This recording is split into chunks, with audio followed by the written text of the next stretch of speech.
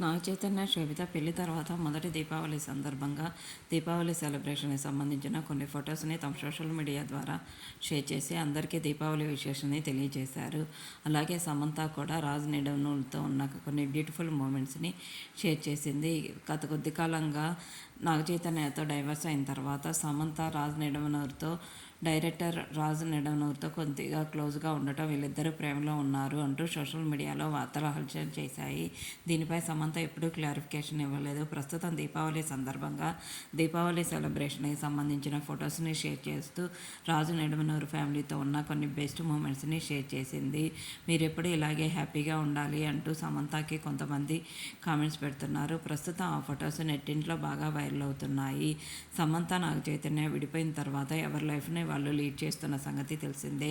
శోభితని పెళ్లి చేసుకున్న తర్వాత చాలా హ్యాపీగా ఉన్నానని రీసెంట్ ఇంటర్వ్యూలో నాగ చైతన్య చెప్పిన సంగతి తెలిసిందే. లేటెస్ట్ అప్డేట్ కోసం